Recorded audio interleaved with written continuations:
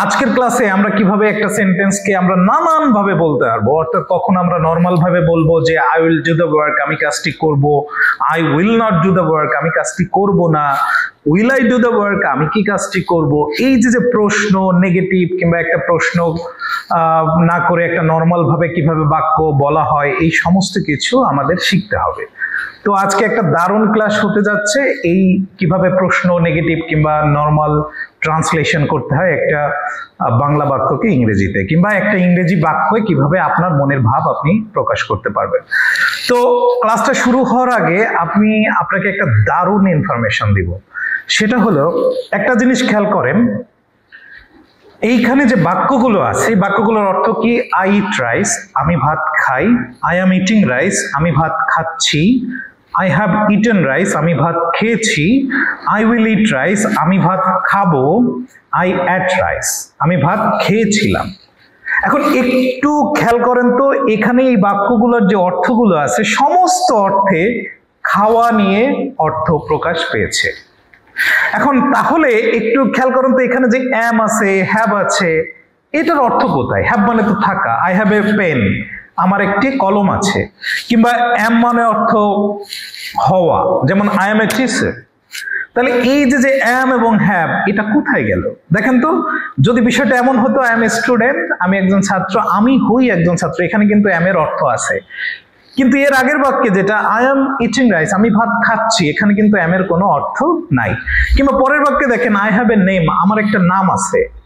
কিন্তু এর আগের বাক্য দেখেন আই হ্যাভ ইটেন রাইস, আমি ভাত খেয়েছি। তাহলে এই হ্যাভ এর অর্থ নাই কেন? একটা মজার জিনিস না? একটা জিনিস খেয়াল রাখবেন, একটা সেন্টেন্সের এই অর্থ প্রকাশ পায় কোনটা জানেন? মেইন ভার্বের। অক্সিলারির কোনো অর্থ হয় না। একটা সেন্টেন্সের সবচাইতে ভাইটাল পার্ট, সবচাইতে গুরুত্বপূর্ণ অংশ কোনটা জানেন? ভার্ব। একটা সেন্টেন্সে আপনি সাবজেক্ট নাই দিতে পারেন, একটা সেন্টেন্সে আপনি অবজেক্ট নাই দিতে পারেন, কিন্তু যে জিনিসটা ছাড়া আপনি মনের ভাব প্রকাশ করতে পারবেন না কিংবা একটা সেন্টেন্স তৈরি করতে পারবেন না, সেটা হলো মেইন ভার্ব। এখন অক্সিলারি দেখেন, অক্সিলারি থাকতেও পারে, নাও থাকতে পারে, আবার একের বেশিও থাকতে পারে। এটা হলো অপশনাল, যেটা বাধ্যতামূলক কোনো কিছু না। কিন্তু মেইন ভার্ব একটা থাকতেই হবে, একটার বেশিও না, কমও না। একটা সিম্পল সেন্টেন্সে কিংবা একটা নর্মাল বাক্যে মেইন ভার্ব একটি থাকবে, একটির বেশিও না, কমও না। এখন এই যে তাহলে অক্সিলারি যে আসে, এটার কেন আসে? এটার অর্থ কি? এ তো অর্থ প্রকাশ করে না। তাহলে এর অর্থ কি? একটু যদি খেয়াল করেন এই বাক্যগুলোয়, যে আই ইট রাইস, আমি ভাত খাই, কিন্তু আমি যদি এখনই ভাত খাচ্ছি, এটা বোঝাইতে আমরা কি ব্যবহার করি? I am eating rice. তাহলে খাওয়াটা যে এখনই হচ্ছে, ওই আমটা এসে বোঝাচ্ছে আই অ্যাম ইটিং রাইস, এখনই ভাত খাচ্ছি। এখন ধরেন আপনার ভাত খাওয়া শেষ, তখন কি বলবেন? I have eaten rice. এই হ্যাভটা হলো আপনাকে এটা শেখাচ্ছে যে ভাই খাওয়ার কাজটা শেষ। এবার ধরেন আপনি খাবেন, আপনার ক্ষুধা লেগেছে, তখন কি বলবেন? I will eat rice. এখন খাওয়াটা যে পরে হবে, এটা হচ্ছে আপনাকে, এই উইল আপনাকে সহায়তা করবে এটা বোঝাতে। তার মানে আমি এটা বুঝলাম যে মেইন ভার্বের অর্থ হয়, আর অক্সিলারি হচ্ছে এই মেইন ভার্ব কি আগে হয়েছিল এই কাজ, নাকি এখন হবে, নাকি ভবিষ্যতে হবে, নাকি এখনই হচ্ছে, নাকি শেষ, এইগুলোকে অর্থকে বিভিন্ন দিকে নিয়ে যায়। সহজ কথা। এখন দেখেন, আমি আপনাকে কি বললাম যে একটি সেন্টেন্সে একটি মেইন ভার্ব থাকা বাধ্যতামূলক, একটির বেশিও না, কমও না। কিন্তু অক্সিলারি কি করতে পারে? অক্সিলারি 4টা পর্যন্ত হতে পারে। একটা সেন্টেন্সে অক্সিলারি 4টা পর্যন্ত হতে পারে। তাহলে ধরেন টোটাল ভার্ব আছে হচ্ছে আমার 5টা কিংবা 4টা। এরকম বাক্যে আমি মেইন ভার্ব একটি কিভাবে খুঁজে বের করব? একটা উদাহরণ দেখে আসি। এই উদাহরণটার দিকে একটু খেয়াল করুন, যে I will have learning English for the next 3 months, যে আমি আগামী 3 মাস ধরে ইংরেজি শিখতে থাকবো। এখানে ভার্ব আছে কয়টা দেখেন? উইল হ্যাভ বিন লার্নিং, তার মানে 4টা ভার্ব আছে, কিন্তু মেইন ভার্ব কয়টা? একটা। তাহলে বাকি 3টা কি? অক্সিলারি। এখন এই অক্সিলারির ভিড়ে আমি মেইন ভার্বকে খুঁজে বের করবো একটি কথা দিয়ে, লাস্টের ভার্বটা মেইন ভার্ব। তাহলে এখানে মেইন ভার্ব কি? লার্নিং। এই জন্য দেখেন এটার অর্থ ওই লার্নিং এরই হয়, হ্যাভ, উইল, বিন এর কোনো অর্থ হয় না। পুরো বাক্যের অর্থ কি? আমি ইংরেজি শিখতে থাকবো আগামী 3 মাস। দেখেন শেখার অর্থ আছে, বাকিগুলোর অর্থ নাই। কিন্তু আমি যে এই শিখতে যে 3 মাস ধরে থাকবো, এই যে শেখাটা যে চলমান থাকবে কিংবা এটা 3 মাস ধরে হবে, এটা বোঝানোর জন্য উইল হ্যাভ বিন এসেছে। এখন এটা আরো ভালো ব্যাখ্যা করে আমার প্রথম ভিডিওতে দেওয়া আছে, কিভাবে ইংরেজিতে যা মন চায় আপনি বলতে পারেন। এই ভিডিওটা আপনি দেখে আসতে পারেন, তাহলে আপনার যে কোনো বাংলা বাক্যকে ইংরেজিতে রূপান্তর করতে আপনার একেবারে সহজ মনে হবে। তাহলে দেখুন, এখন আমরা কথায় আসি। তাহলে আমরা কি শিখলাম? যে একটি সেন্টেন্সে অক্সিলারি থাকা বাধ্যতামূলক না, একটাও থাকতে পারে, একের অধিকও থাকতে পারে, কিন্তু মেইন ভার্ব একটি থাকবে, একটি কমও না, বেশিও না। এখন এই বাক্যগুলো একটু খেয়াল করেন। এখানে আই অ্যাম লার্নিং ইংলিশ, আমি ইংরেজি শিখতেছি, কিংবা অন্যান্য বাক্যের যে অর্থগুলো আছে, এখানে প্রত্যেকটা বাক্যে দেখেন ভার্ব আছে একের অধিক। তাহলে এখন প্রশ্ন, আমি বলেছি লাস্টের ভার্বটা মেইন ভার্ব হবে, তাহলে এখানে মেইন ভার্ব কোনগুলো? লার্নিং, গিভেন, সিঙ্গিং, বট, রিডিং, হেল্প, বিল্ড, এগুলো হচ্ছে মেইন ভার্ব। তাহলে বাকিগুলো কি? Auxiliary verb. এখন এই অক্সিলারিটা এত সময় কেন শিখিয়েছি জানেন? এখন আপনার বেসিক ক্লিয়ার যে কোনটা অক্সিলারি, কোনটা মেইন ভার্ব, আদৌ মেইন ভার্ব একটা থাকলে একটাই কি মেইন ভার্ব নাকি অক্সিলারি থাকা কি বাধ্যতামূলক নাকি না। এখন আমি শিখবো কিভাবে এই সেন্টেন্সটাকে নেগেটিভ করব কিংবা প্রশ্ন করব। সহজ কথা বলি, যে অক্সিলারি গুলো থাকবে সেটার প্রথমটার পরে আপনি নট দিয়ে দিবেন, তাহলে নেগেটিভ হয়ে যাবে, এক কথাই শেষ। কিরকম? ধরেন আপনি বললেন আই এম লার্নিং ইংলিশ, আমি ইংরেজি শিখতেছি। আপনি যদি বলতে চান আমি ইংরেজি শিখতেছি না, I am not learning English. এখন দেখেন পরের বাক্যটায় he will have given me money, সে আমাকে টাকা দিবে। ধরেন 5 দিনের মধ্যে হোক, যাই হোক, সে আমাকে টাকা দিবে। এখন এই বাক্যে দেখেন অক্সিলারি আছে কয়টা? উইল হ্যাভ, 2টা। এখন আপনি মনে মনে ভাবতে পারেন তাহলে হ্যাভের পরে আমি নট দিয়ে দিই, ওটাও তো অক্সিলারি হবে না। আমি কি বলেছি? প্রথম অক্সিলারি পরে আপনার নট দিতে হবে। এখন উপরে তো ভার্বই ছিল, অক্সিলারি ভার্বই ছিল একটা, তাহলে তার উপরে আপনি দিয়ে দিয়েছেন নট, যে I am not learning English. কিন্তু পরেরটা কি হবে? I will not have given me, or he will not have given me money, সে আমাকে টাকা দিবে না। এখন দেখেন, আপনি যদি মনে মনে ভাবেন যে হি will have not given me মানি, এটা হবে কিনা? হবে না। কি বলেছি? অক্সিলারির পরে নট দিলে এটা নেগেটিভ হয়ে যায়, কিন্তু কোন অক্সিলারিটা? প্রথম অক্সিলারি। তাহলে অক্সিলারি 2টা যেহেতু প্রথম অক্সিলারি, আর একটা থাকলে তো একটাই, ওর পরে দিয়ে দিলেই হয়ে গেল। এখন ঠিক তেমনি প্রশ্ন কিভাবে করবেন? ওই প্রথম অক্সিলারিটাকে আগে নিয়ে আসবেন, তাহলে প্রশ্ন হয়ে যাবে। যেমনটি অ্যাম আই লার্নিং ইংলিশ, আমি কি ইংরেজি শিখতেছি? তারপরে ধরেন will he have given me money, সে কি আমাকে টাকা দিবে? এই যে দেখেন, এই যে আপনি অক্সিলারি দিয়ে কিন্তু আপনার মেইন কাজ সেরে ফেলতে পারেন। কিরকম? সহজ কথা, মোদ্দা কথা, যে অক্সিলারি, প্রথম অক্সিলারির পরে নট আনবো নেগেটিভ, আর প্রথম অক্সিলারিটাকে আগে আনবো প্রশ্ন। কথা তো এখানেই শেষ। আগে যে আলোচনা হয়েছে, এই এক কথা যাতে আপনি সহজে বোঝেন সেজন্য এই আলোচনাটা করেছি। এখন একটু আগে আমি কি বলেছিলাম দেখেন, এই বাক্যগুলোতে মেইন ভার্ব আছে, অক্সিলারি আছে, কিন্তু একটু আগে কি বলেছিলাম? একটা সেন্টেন্সে তো অক্সিলারি থাকা বাধ্যতামূলক নয়, মেইন ভার্ব থাকা বাধ্যতামূলক। এখন প্রশ্ন হলো, একটি ভার্ব আছে একটি বাক্যে, তাহলে সেটা তো মেইন ভার্বই, অক্সিলারি তো নাই। তাহলে আপনি কোথায় নট দিবেন? ওই অক্সিলারি তো নাই, কিভাবে আগে আনবেন? ধরেন এই বাক্য 2টা কি 3টা, যেমন আই লাইক টি, আমি চা পছন্দ করি। এখানে তো একটি ভার্ব লাইক, তাহলে এখানে তো এটা মেইন ভার্ব, অক্সিলারি তো নাই। তারপরে he likes T, third person singular number, এই জন্য আপনি বলেছেন হি লাইকস টি, সে চা পছন্দ করে। উই ওয়েন্ট দেয়ার, আমরা সেখানে গিয়েছিলাম, ভার্ব একটা, মেইন ভার্ব, অক্সিলারি হওয়ার কোনো সম্ভাবনাই নাই। এখন প্রশ্ন হচ্ছে, আমার তো অক্সিলারি নাই, আমি কিভাবে অক্সিলারি পরে নট দিব কিংবা নেগেটিভ করার জন্য, কিংবা আমি অক্সিলারিকে আগে নিয়ে আসবো প্রশ্ন করার জন্য? তখন হলো আপনার সহায়তা করবে ডু ভার্ব। এখন দেখেন ডু ভার্ব কিরকম অনুসারে আসবে? এখানে মেইন ভার্ব যেরকমটা আছে সেরকমটা। ধরেন আই লাইক টি, তার মানে এটা তো প্রেজেন্ট, এস বাই এস ও নাই, তার মানে কি আসবে? I don't like tea. পরেরটা দেখেন হি লাইকস টি, সে চা পছন্দ করে, তার মানে এস বাই এস আছে, সুতরাং আপনি কি আনবেন? ডাজ। হি ডাজন্ট কিংবা ডাজ নট লাইক টি।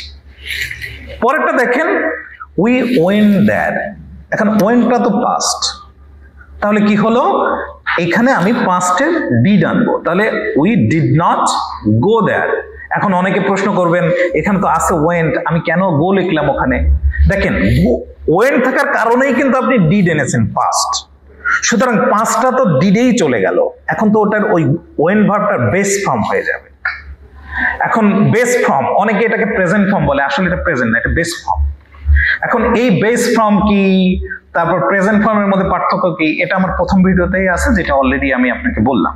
ওখান থেকে আপনি দেখে আসতে পারেন, একেবারে ক্লিয়ার হয়ে যাবে ইচ অ্যান্ড এভরিথিং। এবার দেখেন,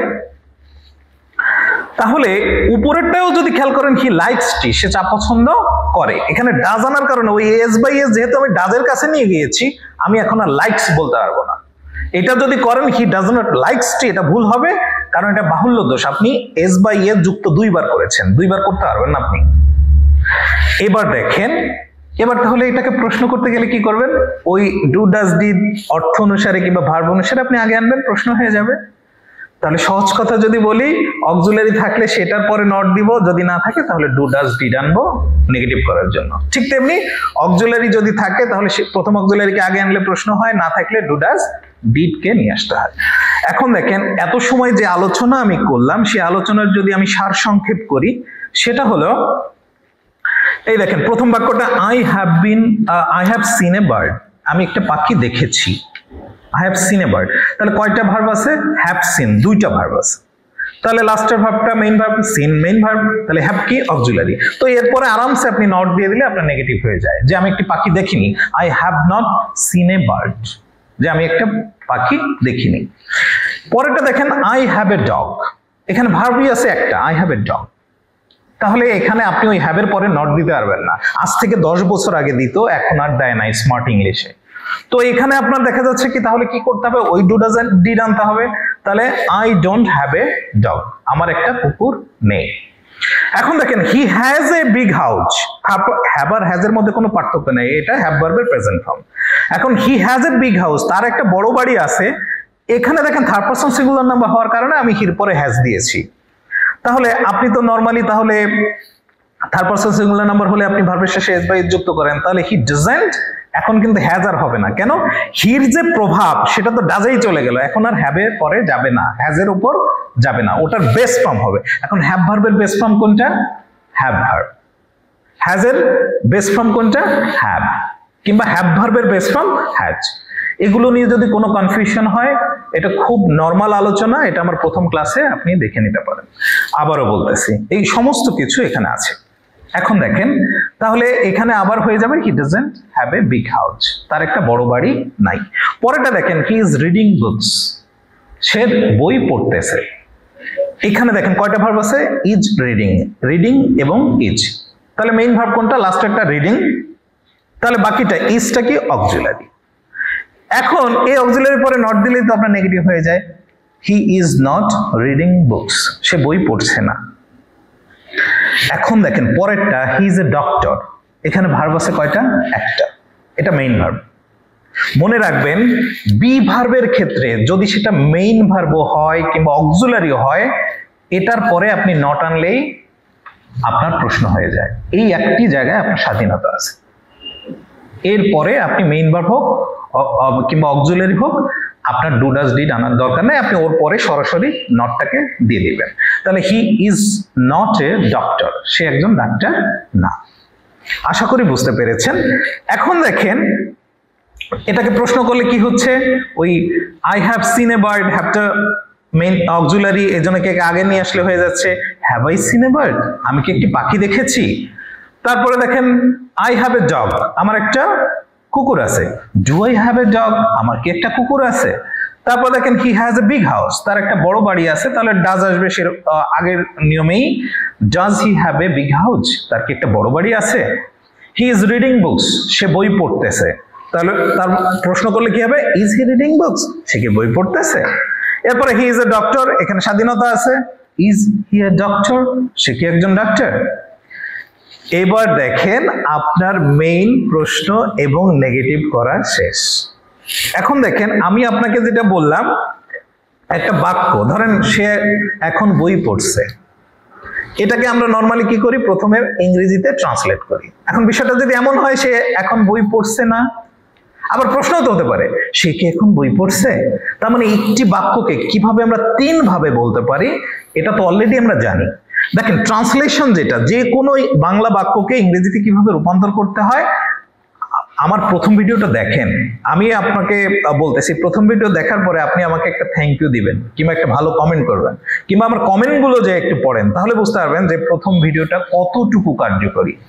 তো এরপরে দেখেন, আমরা এখন তাহলে ট্রান্সলেশনে চলে যাই। দেখেন সে এখন বই পড়ছে, মানে কি কন্টিনিউয়াস, এখনই পড়তেছে, প্রেজেন্ট কন্টিনিউয়াস না? তাহলে এটার ইংরেজি কি হবে? He is reading books now. He is reading books now. সে এখন বই পড়ছে। এখন আপনি যদি বলেন এটাকে নেগেটিভ কি হবে, তাহলে সহজ দেখেন, হি ইজ রিডিং বুকস মানে সে বই পড়ছে, তার মানে এখানে কয়টি ভার্ব আছে? দুইটি ভার্ব আছে। ইজ রিডিং, এই দুইটি ভার্ব আছে। তার মানে রিডিংটা হচ্ছে মেইন ভার্ব, অক্সিলারি কি ইজ। তার মানে এই ইজের পরে আপনি একটা নট নিয়ে আসবেন, তাহলে হয়ে যাবে negative. He is not reading books now, সে এখন বই পড়ছে না। এখন দেখেন আমরা স্মার্ট ভাবে বলি হি ইজন্ট রিডিং বুকস নাও, যে সে এখন বই পড়ছে না। তার মানে ইজ এবং নটকে আমরা একসাথে বলি, তখন শর্ত কি যে এই নটটাকে ওটাকে না দিয়ে আমরা একটা অ্যাপোস্ট্রফি দিই, তাই না? He isn't reading books now, সে এখন বই পড়ছে না। এখন এই যে দেখেন ইজন্ট, আপনাকে আমি বললাম ইজ এই নট, এটা সমান সমান ইজ নট কিংবা ইজন্ট। এখন দেখেন এটাকে করার নিয়ম কি, যে এটার মাঝখানে যে স্পেস আছে সেটা না দিয়ে ওটাকে উঠিয়ে দিয়ে আমি একটা অ্যাপোস্ট্রফি দিব। এখন বিষয়টা হলো যদি এটা এমনটি হয়ে যায় যেমন শ্যাল যোগ নট, তখন কিন্তু আপনি নর্মালি ওই যে নিয়মটা সেটা করতে পারবেন না, যে শ্যাল নট এটাকে যদি আপনি এই নিয়মে করতে যান যে স্পেসটা উঠাই দিলাম, এটা অ্যাপোস্ট্রফি দিলাম, এটা হয় না। মাত্র 4টা জিনিসে আপনার ব্যতিক্রম আছে। যেমন শ্যাল যোগ নট একসাথে আমরা বলি শ্যান্ট, যেমন উইল যোগ নট আমরা বলি ওন্ট, যেমন ক্যান যোগ নট আমরা বলি ক্যান্ট, যেমন এম যোগ নট আমরা বলি এইন্ট কিংবা আরেন্ট। এখন এটাকে বলা হয় কন্ট্রাকশনস। এটার উপরে ভিত্তি করে আমার একটা ভিডিও আছে, সেটাও আপনারা দেখে আসতে পারেন। এখন দেখেন আমি ভিডিও লিংকস দুইটারই কমেন্ট বক্সে দিয়ে দিব। এখন দেখেন আমরা আমাদের মেইন কথায় আসি। এখন এই বাক্যটাকে যদি আপনি প্রশ্ন করতে যান যে হি ইজ রিডিং বুকস নাও, সে এখন বই পড়ছে, আপনি যদি বলতে যান সে কি এখন বই পড়ছে, তখন কি হবে দেখেন, এই অক্সিলারিটাকে জাস্ট আপনি আগে নিয়ে আসবেন, তাহলেই আপনার প্রশ্ন হয়ে যাবে। সেক্ষেত্রে কি করতে হবে, এটা বড় হাতে দিতে হবে, এটা ছোট হাতে দিতে হবে, আর এটা একটা প্রশ্নবোধক দিয়ে দেবেন, তাহলে আপনার প্রশ্ন হয়ে গেল যে সে কি এখন বই পড়ছে। আপনি যদি বলতে চান আমরা কাজটি শেষ করেছি, তার মানে কাজটি শেষ না, পারফেক্টলি ডান না, তাহলে প্রেজেন্ট পারফেক্ট। তার মানে কি বলবেন, we have finished the work, যে আমরা কাজটি শেষ করেছি। এখন আপনি বলতে চান আমরা কাজটি শেষ করিনি, তাহলে কি হবে, হ্যাভ ফিনিশ। দেখেন দুইটি ভার্ব আছে না, হ্যাভ ফিনিশ, তাহলে হ্যাভ তো তাহলে অক্সিলারি, তাহলে এরপরে আপনি নট নিয়ে আসবেন, we have not finish the work, আমরা কাজটি শেষ করিনি। এটাকে যদি শর্ট ফর্মে বলতে যান, we haven't finish the work, আমরা কাজটি শেষ করিনি। ঠিক তেমনি এটাকে যদি আপনি প্রশ্ন করতে যান, তখন আপনি কি করবেন, যে আমরা কাজটি কি শেষ করেছি, তখন আপনার হ্যাভটাকে আগে নিয়ে আসতে হবে, যে আমরা কি কাজটি শেষ করেছি। সেক্ষেত্রে আপনার হ্যাভ এটাকে ক্যাপিটাল লেটার দিতে হবে, এটাকে স্মল লেটার দিতে হবে, আর লাস্টে আপনি যেহেতু প্রশ্ন করেছেন একটা কোশ্চেন মার্ক দিয়ে দিবেন। তাহলে এখন দেখেন, এখন আপনি এটাকে প্রশ্ন এবং নেগেটিভ একসাথে করতে পারেন না, আমরা কাজটি শেষ করিনি এরকম বলতে পারেন না। তার মানে দেখেন এই জিনিসটায় আপনি প্রশ্নও করতে পারেন আবার নেগেটিভ করতে পারেন। সেক্ষেত্রে কি করতে হবে, হ্যাভ উই হ্যাভেন্ট, এটা হ্যাভ নট মানে হ্যাভেন্ট, এটাকে এভাবে লিখতে হবে যে haven't we finish the work. এখন দেখেন আপনার মনে মনে হলো যে আমি এই শর্ট ফর্মে লিখবো না, আমি লিখবো কি, যে have we not we finish the work, আমি এভাবে লিখবো, সমস্যা কি? কিন্তু এভাবে লেখা যাবে না। কিরকম, ধরেন আপনি যদি এই নটটাকে আলাদাভাবেই লিখতে চান, তখন নটকে এবং অক্সিলারিকে প্রথমে আনা যাবে না। সেক্ষেত্রে আপনার কি করতে হবে, নটকে ওভাবেই রেখে দিয়ে আসতে হবে, এটা আপনি করতে পারেন। কিন্তু আপনি যদি নটকে প্রথমেই নিয়ে আসতে চান, তখন আপনি এই নটকে আলাদাভাবে দিতে পারবেন না, তখন আপনার কি করতে হবে, এটাকে শর্ট ফর্মেই লিখতে হবে। Haven't you finish the work, haven't you finish the work, যে আমরা কাজটি শেষ করিনি, এটা বলতে হবে। এরপরেরটা দেখুন, সে আমাকে সাহায্য করতে চেয়েছিল। দেখুন এখানে মেইন কাজ কি, চাওয়া। কি চাওয়া, সাহায্য করতে। তাহলে আমার মেইন কাজ হচ্ছে চাওয়া। তাহলে চেয়েছিল যেহেতু পাস্ট, তাহলে হি অর শি ওয়ান্টেড, চেয়েছিল কি করতে, টু হেল্প মি, আমাকে সাহায্য করতে। এখন ধরেন আপনি বলতে পারেন না সে আমাকে সাহায্য করতে চেয়েছিল না, তার মানে আপনার নেগেটিভ করতে হবে। নেগেটিভ করতে গেলে আমরা জানি যে নট দিতে হবে অক্সিলারি পরে, কিন্তু এখানে দেখেন ভার্ব আছে একটি। এখন আপনি বলবেন কি যে হেল্প তো ভার্ব, দেখেন হেল্প হচ্ছে অতিরিক্ত একটা অংশ, এইটা প্রেপোজিশনের পরে একটা অতিরিক্ত অংশ বসেছে। এখন হি ওয়ান্টেড মি তো হয় সে আমাকে চেয়েছিল, এটা হলো মেইন, কিন্তু এটা একটা অতিরিক্ত তথ্য যে আমাকে সাহায্য করতে চেয়েছিল। এই একটা সেন্টেন্সকে কিভাবে অতিরিক্ত তথ্য দেয় কিংবা অতিরিক্ত তথ্য দিয়ে বড় করে, এটার জন্য আমার একটা ভিডিও আছে, সেটাও দেখে আসতে পারেন। এখন দেখেন এইখানে তাহলে মেইন ভার্ব আছে একটি, কোনটা, যে ওয়ান্টেড। তাহলে এটা পাস্ট ফর্ম না, তাহলে যদি পাস্ট হয় তাহলে আমি কি আনবো, এটাকে নেগেটিভ করার জন্য ডিডন্ট, তাহলে ডিড আনবো ডিডন্ট, কিংবা did not. He did not want, এখন ওয়ান্টেড আর দিতে পারবো না, কারণ কি ওয়ান্টেড এর কারণেই তো আমি ডিড এনেছি, পাস্ট তো ওখানে নিয়ে গেলাম, এখানে আর করা যাবে না। তাহলে he didn't want to help me, সে আমাকে সাহায্য করতে চেয়েছিল না।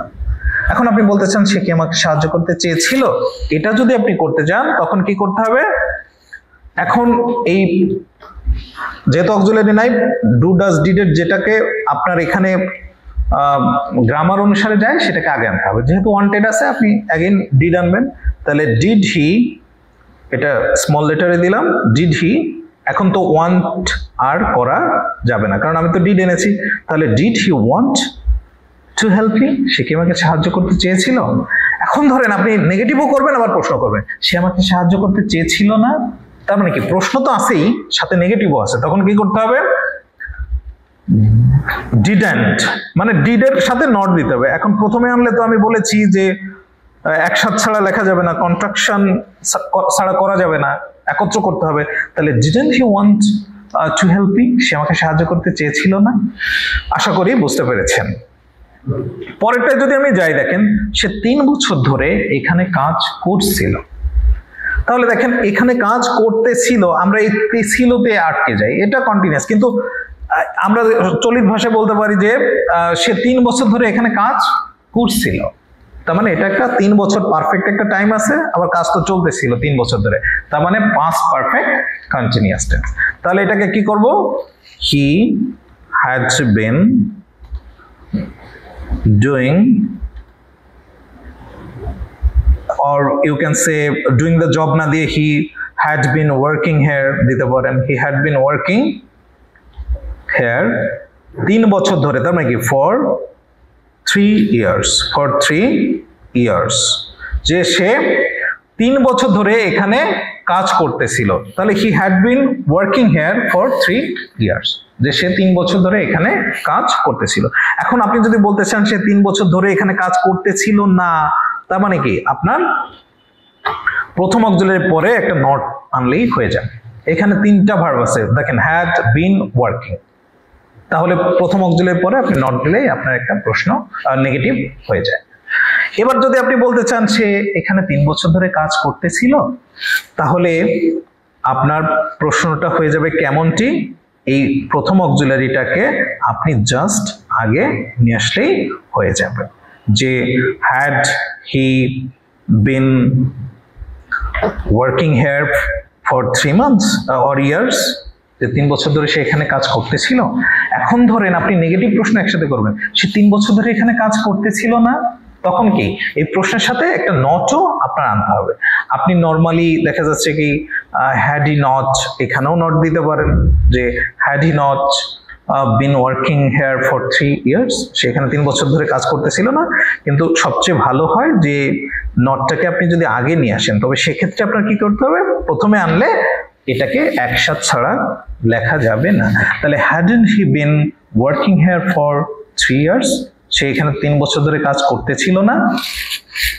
এবার দেখেন পরেরটা যদি বলি, সে গতকাল আমাকে ফোন করেছিল।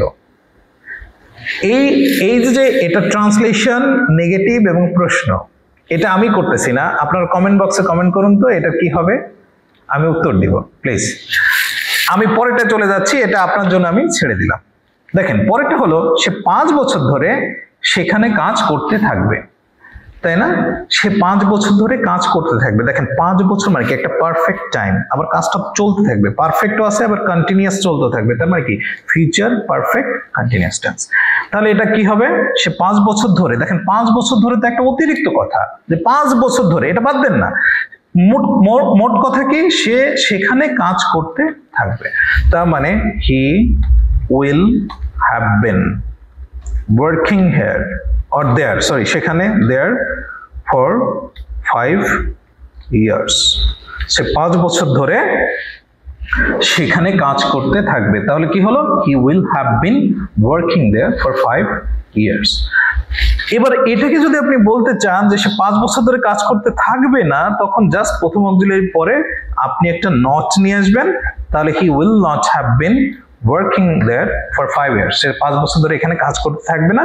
এখন উইল এবং নট কে যদি আপনি একসাথে করতে যান তখন এটা এক্সেপশনাল বলেছিলাম, won't হয়, কি হয়, he won't have been working there for 5 years, সে 5 বছর ধরে এখানে কাজ করতে থাকবে না। এখন আপনি যদি বলতে চান সে কি 5 বছর ধরে এখানে কাজ করতে থাকবে, একটা প্রশ্ন করতে চান, জাস্ট আপনি মেইন অক্সিলারি প্রথম অক্সিলারিটাকে প্রথমে নিয়ে আসেন, আর কিছুই আপনার করার নেই, এটাই আপনার প্রশ্ন হয়ে যাবে যে সে কি 5 বছর ধরে এখানে কাজ করতে থাকবে। এখন ধরেন আপনি প্রশ্নটা ওই একইভাবে করতে চান, সে 5 বছর ধরে এখানে কাজ করতে থাকবে না, তখন হচ্ছে একটা নটকেও আপনার ব্যবহার করতে হবে। তাহলে উইল আর নট মিলে কি হবে, won't।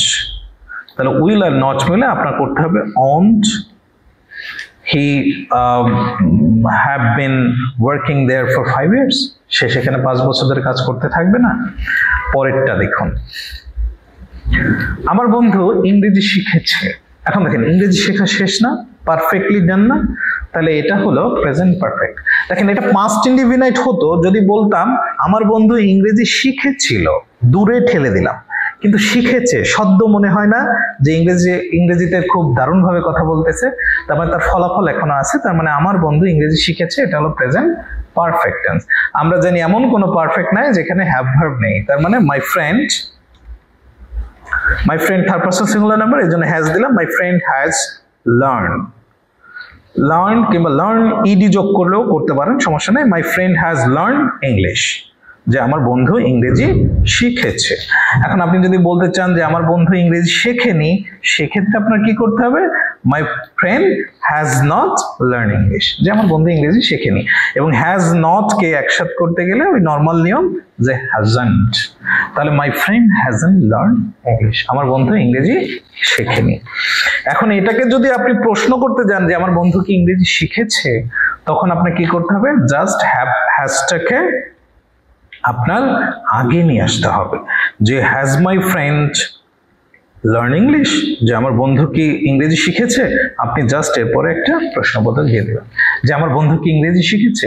এখন আপনি যদি এটাকে নেগেটিভও করতে চান যে আমার বন্ধু ইংরেজি শিখেনি, তখন জাস্ট হ্যাজের আগে কি করতে হবে, একটা নট বসাতে হবে, তাহলে hasn't my friend learn English, আমার বন্ধু ইংরেজি শেখেনি।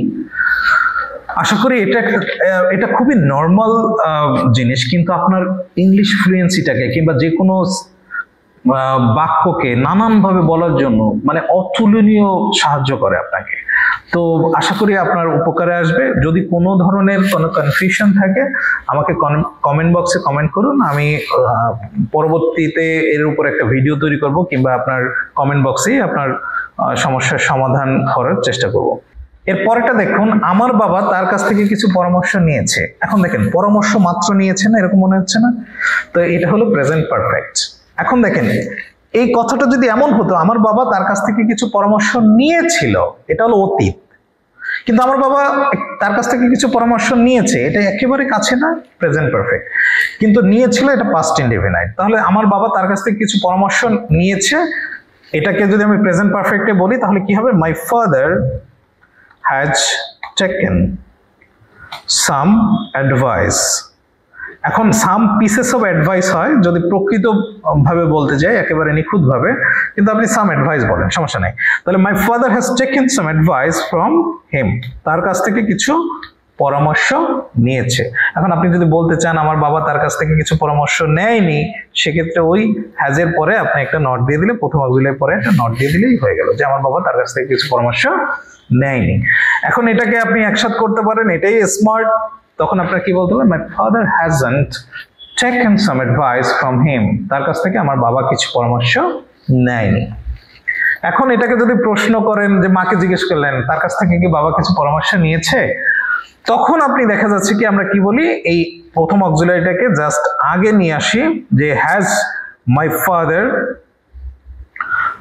Taken some advice from him, একটা প্রশ্নবোধক দিয়ে দিতে হবে। এখন এই সেম জিনিসটাকে যদি আপনি একটু আরো নেগেটিভলি প্রশ্ন করতে যান যে আমার বাবা তার কাছ থেকে কিছু পরামর্শ নেয়নি, তখন হ্যাজেন্ট হয়ে যাবে, তাই না? হ্যাজের সাথে একটা নট যুক্ত করে দিবেন যে hasn't my father taken some advice from him, তার কাছ থেকে আমার বাবা কিছু পরামর্শ নেয়নি। তাহলে আশা করি এটাও বুঝতে পেরেছেন। পরেরটা দেখেন, আমি 5 ঘন্টার মধ্যে কাজটি শেষ করে ফেলবো। দেখেন এই জায়গায় মানুষ অনেক ভুল করে, আমি 5 ঘন্টার মধ্যে কাজটি শেষ করে ফেলবো, এটা হলো ফিউচার পারফেক্ট। পারফেক্ট একটা টাইম দিয়ে দিলেন যে 5 ঘন্টার মধ্যে আমি শেষ করে ফেলবো। এখন ধরেন আপনি যদি বলেন আমি 5 ঘন্টা ধরে কাজটি করব, দেখেন এটা হলো ফিউচার পারফেক্ট কন্টিনিউয়াস। কেন? 5 ঘন্টার মধ্যে আপনার কোনো বিরাম নাই, আপনি এটা চলতেই থাকবে কন্টিনিউয়াসে। কিন্তু আপনি যদি বলেন 5 ঘন্টার মধ্যে আমি কাজটি শেষ করে ফেলবো, এটা তো 2 ঘন্টাও শেষ করে ফেলতে পারেন, আপনি জাস্ট একটা টাইম দিয়ে দিয়েছেন। সুতরাং এটা হবে পাস্ট ফিউচার পারফেক্ট টেন্স। তাহলে দেখেন আমি 5 ঘন্টার মধ্যে কাজটি শেষ করে ফেলবো, তাহলে 5 ঘন্টার মধ্যে, এটা তো অতিরিক্ত তথ্য না, এটা বাদ দেন, আমি কাজটি শেষ করে ফেলবো, এটা হলো মেইন। তাহলে I will have finished the work, I will have finished, আমি শেষ করে ফেলব দ্য ওয়ার্ক। এখন 5 ঘন্টার মধ্যে মানে কি? উইদিন 5 আওয়ার্স, যে 5 ঘন্টার মধ্যে আমি কাজটি শেষ করে ফেলবো। এখন এটাকে যদি আপনি বলতে চান যে আমি 5 ঘন্টার মধ্যে শেষ করে ফেলবো না কাজটি, তখন আপনি উইলের পরে জাস্ট একটা নট দিয়ে দিবেন যে উইলের পরে আপনি একটা জাস্ট নট দিয়ে দিবেন যে আমি 5 ঘন্টার মধ্যে কাজটি শেষ করে ফেলবো না। তখন আবার উইল এবং নট একসাথে মিলে ওই যে আমি বললাম এটা এক্সেপশনাল, যে won't, I won't have finished the work within 5 hours.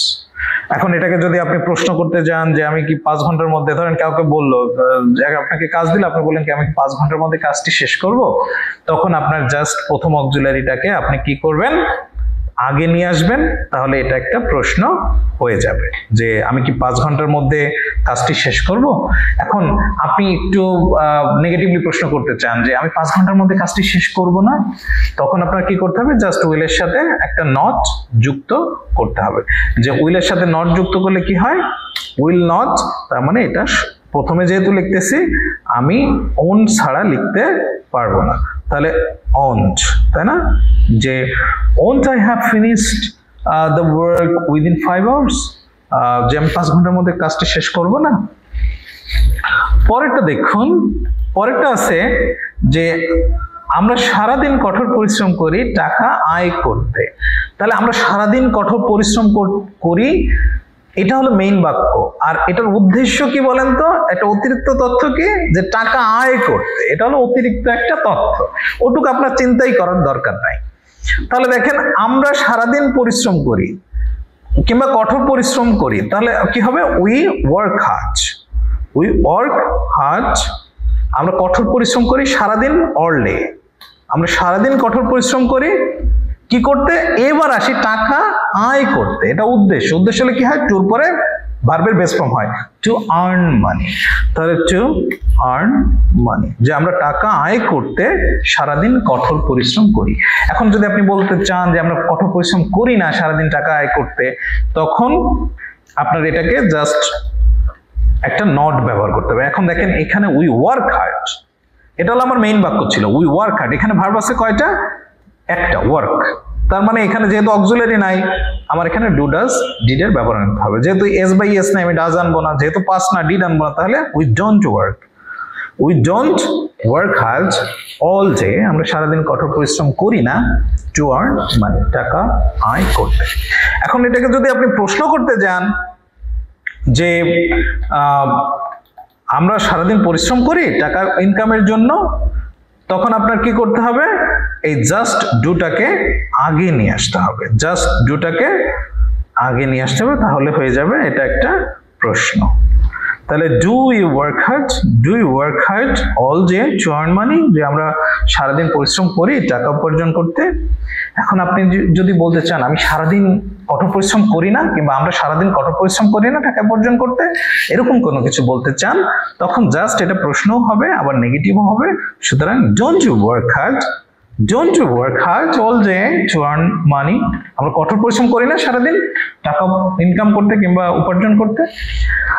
এটাও আশা করি বুঝতে পেরেছেন। পরেরটা দেখুন, অনেকদিন ধরে কাজটি করব বলে চিন্তা করতেছি। এখানে দেখেন অনেকদিন ধরে কাজটি করব বলে চিন্তা করতেছি, চিন্তা এখনো চলতেছে না, কন্টিনিউয়াস। এখন অনেক দিন ধরে একটা পারফেক্ট টাইম দিয়ে দিলেন যে অনেক দিন ধরে, তার মানে এটা প্রেজেন্ট পারফেক্ট কন্টিনিউয়াস টেন্স। এখন দেখেন অনেক দিন ধরে তো একটা অতিরিক্ত কথা, যে ফর মেনি ডেজ, যে অনেক দিন ধরে। এখন দেখেন কাজটি করব বলে চিন্তা করতেছি, এখানে মেইন কাজ কি বলেন তো? চিন্তা করা। কাজটি করব বলে চিন্তা করতেছি, মেইন কাজ হলো চিন্তা করতেছি। তাহলে এখানে ধরেন চিন্তা করতেছে কে? আমি। ধরেন আই হ্যাভ বিন থিঙ্কিং, চিন্তা করতেছি, I have been thinking about, I am thinking about, কিংবা যে কোনো কিছু বলতে পারেন, I have been thinking about doing the work, কাজটি করব বলে। এখন দেখেন যে কোনো প্রিপোজিশনের পরে যদি নতুন কোনো ভার্ব বসাতে চান, কিংবা যে ভার্ব বসাবেন সেটা কি করতে হবে, আপনার আইএনজি যুক্ত করতে হবে। এটার উপরে একটা ক্লাস আছে, সেটাও দেখে আসতে পারেন কিভাবে একটা সেন্টেন্সকে বড় করতে হয়। তাহলে I have been thinking about কিংবা থিঙ্কিং অফ, এটাও লিখতে পারেন I have been thinking of doing the work, যে আমি কাজটি করব বলে চিন্তা করতেছি অনেকদিন ধরে। তাহলে I have been thinking of doing the work, অনেকদিন ধরে। এবার দিয়ে দেন ফর মেনি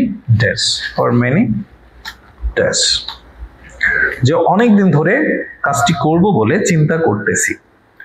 এবার ধরেন আপনি বললেন কি অনেকদিন ধরে কাজটি করব বলে চিন্তা করতেছি না, তাহলে এখানে দেখেন হ্যাভ বিন থিঙ্কিং, তার মানে এখানে মেইন ভার্ব কোনটা? থিঙ্কিং। হ্যাভ বিন হচ্ছে অক্সিলারি, তো প্রথম অক্সিলারি মানে হ্যাভ এর পরে আপনি একটা নট আনবেন, আপনার নেগেটিভ হয়ে যাবে, যে আমি অনেকদিন ধরে কাজটি করব বলে চিন্তা করতেছি না। কিংবা আপনি যদি প্রশ্ন করতে চান যে অনেকদিন ধরে কাজটি করব বলে চিন্তা করতেছি, তখন জাস্ট কি করতে হবে, আপনি হ্যাভটাকে আগে নিয়ে আসবেন, তখন কি হয়ে যাবে, এটা একটা প্রশ্ন হয়ে যাবে, যে have I been thinking of doing the work for many days, যে আমি অনেকদিন ধরে কাজটি করবো বলে চিন্তা করতেছি না।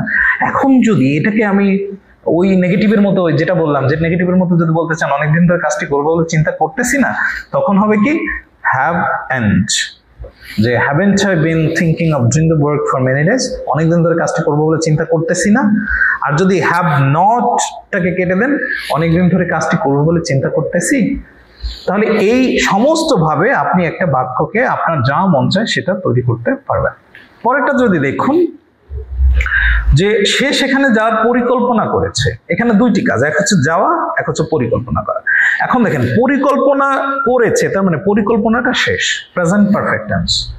এখন সেটার ফলাফল কি, যে আমরা হয়তোবা কোনো এক জায়গায় যাব। তাহলে সে সেখানে যাওয়ার পরিকল্পনা করেছে, এখানে যাওয়াটা কিন্তু মেইন কাজ না, পরিকল্পনাটা। তাহলে দেখেন, তাহলে present perfect, he has planned, সে প্ল্যান করেছে কি করার জন্য, to go there, he has plan to go there, সে সেখানে যাওয়ার পরিকল্পনা করেছে। এখন দেখেন সে সেখানে যাওয়ার পরিকল্পনা করেনি যদি বলতে চান, তাহলে প্রথম অক্সিলারির পরে আপনি একটা নট আনবেন, জাস্ট হয়ে যাবে he hasn't or he has not plan to go there, তাহলে সে সেখানে যাওয়ার পরিকল্পনা করেনি। এখন ধরেন এটাকে যদি আপনি কাউকে জিজ্ঞেস করেন, আপনার টিম মেম্বারদের, সে সেখানে যাওয়ার পরিকল্পনা করেছে, তো একটা প্রশ্ন যদি করতে চান, তখন জাস্ট এই অক্সিলারিটাকে আপনি প্রথমে নিয়ে আসেন, এটা একটা প্রশ্ন হয়ে গেল, যে সে সেখানে যাওয়ার পরিকল্পনা করেছে, তাই না? এটা হয়ে গেল প্রশ্ন।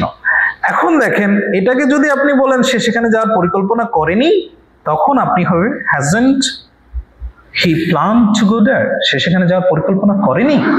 এটা একটা নেগেটিভ এবং প্রশ্ন দুইটাই একসাথেই হয়ে গেল। এরপরে দেখেন পরের বাক্যটা কি আছে, আমি বুঝতে পেরেছি যে তুমি কাল কাজটি করবে না। তাহলে দেখেন আমি বুঝতে পেরেছি, বোঝা শেষ, প্রেজেন্ট পারফেক্ট। তুমি কাল কাজটি করবে না, এটা তো ফিউচার নেগেটিভ, ফিউচার নেগেটিভ। যে আপনি বলতে পারেন I have understood, I have understood, যে আমি কাল বুঝতে পেরেছি যে দ্যাট তুমি কাল কাজটি করবে না, ইউ উইল নট, কিংবা you won't do the work tomorrow, যে তুমি কাল কাজটি করবে না। এখন ধরেন আমি বুঝতে পারিনি যে তুমি কাল কাজটি করবে না, এরকম যদি বলতে চান তাহলে আই হ্যাভ নট আন্ডারস্টুড, যে আমি বুঝতে পারিনি যে তুমি কাল কাজটি করবে না। এখন ধরেন আপনি এটাকে শর্টকাটে কি লিখবেন, যে I haven't understood, I haven't understood that, আমি বুঝতে পারিনি যে you will not do the work tomorrow, তুমি কাল কাজটি করবে না। এখন দেখেন এটাকে যদি প্রশ্ন করেন আমি বুঝতে পেরেছি তুমি কাল কাজটি করবে না, তাহলে ধরেন আপনি হ্যাভটাকে জাস্ট আগে নিয়ে আসেন, যে have I understood that you will not do the work or won't do the work tomorrow, যে আমি বুঝতে পেরেছি যে তুমি কাল কাজটি করবে না। কিংবা আপনি এরকম যদি বলতে চান আমি বুঝতে পারি নাই যে তুমি কালকে কাজটি করবে না, তখন হবে হ্যাভেন্ট, জাস্ট হ্যাভের সাথে একটু নট যুক্ত করে দিলে প্রশ্নটা নেগেটিভলি হয়ে যায়, যে আমি বুঝতে পারি নাই তুমি কাল কাজটি করবে না। তাহলে দেখুন কত সহজ, এটাকে কেন আমরা কঠিন ভাবে আমি সেটাই বুঝি না। দেখেন পরেরটা, আশা করি এরপর থেকে আর, আসলে আমরা তো রুলস মুখস্থ করি এই জন্য আমাদের কাছে কঠিন মনে হয়, আশা করি এখন থেকে আর প্রবলেম হবে না। এরপরেরটা দেখুন, আমি ইংরেজি শেখার যাত্রা শুরু করেছি এবং তাড়াতাড়ি ইংরেজিতে একজন ভালো বক্তা হব। তাহলে দেখেন আপনার যাত্রা শুরু করা শেষ না, প্রেজেন্ট পারফেক্ট, শুরু হয়ে গেছে, প্রেজেন্ট পারফেক্ট। তাড়াতাড়ি ইংরেজিতে একজন ভালো বক্তা হব কিংবা ইংরেজির একটা ভালো বক্তা হব, এটার অর্থ কি? ফিউচার, ফিউচার ইনডিফিনাইট, যে ভালো বক্তা হবেন, ফিউচার। তাহলে কি হলো, আই হ্যাভ, আমি যাত্রা শুরু করেছি, আই হ্যাভ স্টার্টেড। কি যাত্রা শুরু করেছেন? ইংরেজি শেখার যাত্রা। I have started the journey. কিসের জার্নি? অফ লার্নিং ইংলিশ, ইংরেজি শেখার যাত্রা। I have started the journey, I have started the journey of learning English, যে ইংরেজি শেখার যাত্রা। অ্যান্ড, এবং তাড়াতাড়ি ইংরেজিতে একজন ভালো বক্তা হব। অ্যান্ড আই উইল, এখানে আইটাকে নাও লিখতে পারেন, I will B a good, ভালো বক্তা হবেন, I will B a good English speaker, এটাও বলতে পারেন, I will B a good English speaker.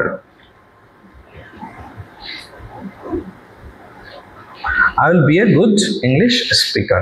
এখন দেখেন তাড়াতাড়ি যেহেতু soon, I will be an English speaker soon.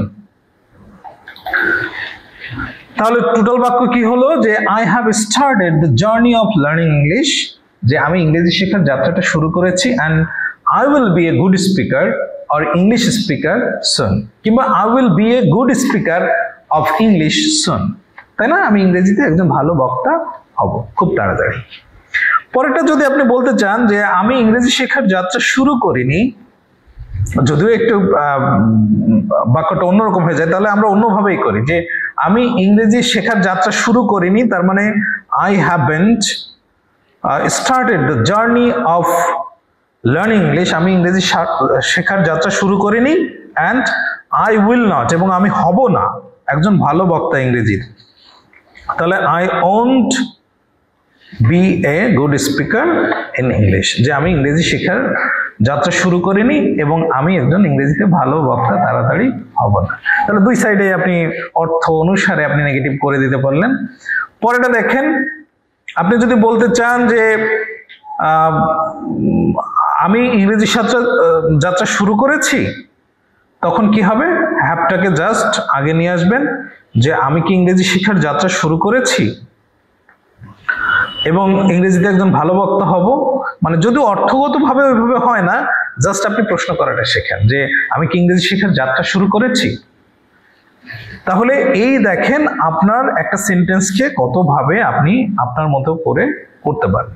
এরপরটা দেখেন আমি অনেকবার চেষ্টা করেছি, যে চেষ্টা করা তো শেষ, তাই না? এবং ব্যর্থ হয়েছি, ব্যর্থ হওয়া শেষ, দুইটিই হবে প্রেজেন্ট পারফেক্ট। চেষ্টা করাও শেষ, আবার ব্যর্থ হওয়া শেষ। তাহলে কি বলবেন? আই অনেকবার চেষ্টা করেছি, তাহলে মানে কি আই হ্যাভ ট্রাইড। আমি অনেকবার আমি চেষ্টা করেছি, এখন অনেকবার মানে কি মেনি টাইমস, মেনি টাইমস। আর টাইমের সাথে যদি এস যুক্ত হয় সেটা হয়ে যায় বার। যে ধরেন আপনি বললেন কি আমি ঢাকা 5 বার গিয়েছি, I have gone to Dhaka 5 times, যে ঢাকায় আমি 5 বার গিয়েছি। তাহলে I have tried many times, আমি অনেকবার চেষ্টা করেছি, but I have failed। আপনি এটা লিখতে পারেন যে I have failed, এবং আমি ব্যর্থ হয়েছি। এখন দেখেন আমি অনেকবার চেষ্টা করেছি এবং আমি অনেকবার ব্যর্থ হয়েছি, এরকম তো বলি না। তো ঠিক তেমনি এখানে যেহেতু I have অলরেডি আছে, পরে আর আপনার I have টা লেখার দরকার নাই, সরাসরি আপনি লিখতে পারেন যে বীজগণিতের কমন নেওয়ার মতো, যে I have tried many times, আমি অনেকবার চেষ্টা করেছি, but failed, কিন্তু আমি ব্যর্থ হয়েছি কিংবা ব্যর্থ হয়েছি। পরেরটা যদি আপনি বলতে চান যে আমি অনেকবার চেষ্টা করিনি কিন্তু ব্যর্থ হয়েছি, তখন কথাটা কেমন হবে? I haven't tried many times, আমি অনেকবার চেষ্টা করিনি কিন্তু ব্যর্থ হয়েছি।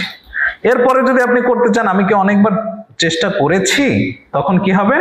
হ্যাভটাকে জাস্ট আগে নিয়ে আসেন, আপনার প্রশ্ন হয়ে যায় যে আমি কি অনেকবার চেষ্টা করেছি এবং ব্যর্থ হয়েছি, তখন একটা প্রশ্নবোধক দিতে হবে। এখন আপনি যদি এটাকে প্রশ্ন করতে চান যে আমি অনেকবার চেষ্টা করিনি এবং ব্যর্থ হয়েছি, তখন হ্যাভের পরে একটা নট নিয়ে আসতে হবে, যে haven't I tried many times and but failed, যে আমি কি অনেকবার চেষ্টা করিনি কিন্তু ব্যর্থ হয়েছি। তাহলে এই হচ্ছে আমাদের আরেকটি বাক্য, যেটা হলো আমি এই টপিকটি খুব ভালোভাবে বুঝতে পেরেছি। ধরেন এই টপিকটাই, যে আমি এই টপিকটি খুব ভালোভাবে বুঝতে পেরেছি। এখন দেখেন বুঝতে পারা তো শেষ, তাই না? তাহলে প্রেজেন্ট পারফেক্ট, তাহলে বুঝতে পারা শেষ যেহেতু প্রেজেন্ট পারফেক্ট, তার মানে কি হবে? I have understood this topic, এই টপিকটি, দিস টপিক ভালোভাবে, খুব ভালোভাবে, ভেরি নাইসলি বলতে পারেন, ভেরি প্রপারলি বলতে পারেন, নাইসলি। তাহলে I have understood this topic very nicely, আমি খুব ভালোভাবে এই টপিকটি বুঝতে পেরেছি। তাহলে এটাকে যদি আপনি বলতে চান যে না আপনি আসলে ভালোভাবে বুঝতে পারেননি, তখন বলবেন কি I have not understood this topic very nicely, কিংবা আপনি এটাকে শর্ট ফর্মে লিখতে পারেন যে I haven't understood this topic very nicely, যে আমি খুব ভালোভাবে এই টপিকটি বুঝতে পারিনি। আবার যদি আপনি প্রশ্ন সরে দিতে চান যে আমি কি এই টপিকটি খুব ভালোভাবে বুঝতে পেরেছি, তখন জাস্ট আপনি কি করবেন? হ্যাভটাকে আপনার আগে নিয়ে আসতে হবে, এই ছাড়া আর কোনো পার্থক্য নেই। যে এই যে আপনার হ্যাভ ভার্বটা আছে অক্সিলারি, প্রথম অক্সিলারিটাকে, এটাকে আপনি জাস্ট আগে সেট আপ করবেন কিংবা লিখবেন, তাহলেই আপনার প্রশ্ন হয়ে যাবে যে আমি কি এই টপিকটি খুব ভালোভাবে বুঝেছি। এখন যদি আপনি লিখতে চান যে আমি এই টপিকটি ভালোভাবে বুঝিনি, তখন আপনি কি করবেন? হ্যাভের সাথে জাস্ট একটা নট জুড়ে দিবেন যে আমি এই টপিকটি ভালোভাবে বুঝিনি। তাহলে দেখুন এই যে কত কত বাক্য আমরা প্র্যাকটিস করলাম, একটা সেন্টেন্সকে কিভাবে নেগেটিভ করতে হয়, কিভাবে প্রশ্ন করতে হয়, কোন ভার্বটার অর্থ হয়, কোন ভার্বটার অর্থ হয় না। আশা করি এটা আপনার দারুণ কাজ করবে যখন আপনি একটা সেন্টেন্স মেক করতে যান কিংবা আপনি যখন ইংরেজিতে কথা বলতে চান। এখন দেখুন এখানে আমরা কিছু টপিক বাদ দিয়েছি, সেটা হলো যে WS কোশ্চেন কিভাবে করতে হয়, এটার জন্য আমি আরেকটা ক্লাস করব কিভাবে WS। আসলে আপনি এই প্রশ্ন যদি শিখে যান WS কোশ্চেনে 90% আপনি শিখে গেছেন, 10% জাস্ট আমার কথা বলতে হবে। এই WS কোশ্চেন কিভাবে তৈরি করবেন এটা নিয়ে আমি আরেকটা ভিডিও করব। তো আমাদের এই স্পোকেন ইংলিশের যে সিরিজটায় আমি শুরু করেছি, এটা প্রত্যেক শুক্রবারেই আমি চাইবো যে একটা নতুন ভিডিও আসুক। আর আপনারা আমার আগের ভিডিওগুলো অনেক ভালোভাবে দেখেছেন, অনেক মানুষ দেখেছেন, অনেক দারুণ দারুণ কমেন্ট করেছেন, সেজন্য সবাইকে অসংখ্য ধন্যবাদ। তো আমি চাই যে ইংরেজিটা খুব সহজভাবে মানুষ শিখুক, মন থেকে শিখুক, যে মুখস্থ বিদ্যা বলতে কিছু থাকবে না, আমি বাংলার মতো হয়ে যাব স্বাধীন, আমি যে কোনো কিছু আমি সহজভাবে সুন্দরভাবে বলতে পারি। সো দেখা হচ্ছে নেক্সট কোনো ভিডিওতে, ততক্ষণ ভালো থাকবেন। আমাদের অফিসের ঠিকানা পল্লী বিদ্যুৎ বাস স্ট্যান্ড, সাভার, ঢাকা। এই ট্রেনিং সেন্টারে আমরা প্রত্যেক শুক্রবারে ফ্রি ক্লাস নিয়ে থাকি, কিংবা আমাদের অনেক ব্যাচ চলতেছে, অফলাইন ব্যাচ আমাদের ট্রেনিং সেন্টারে। তো হয়তোবা কোনো এক দিন আপনার সাথে আমার ট্রেনিং সেন্টার দেখা হতে পারে, কিংবা আপনার সাথে তো সবসময় আমি আমার বিভিন্ন চ্যানেল কিংবা পেজের মাধ্যমে আপনার সাথে দেখা হচ্ছে। তো ততক্ষণ ভালো থাকুন, সুস্থ থাকুন। ধন্যবাদ।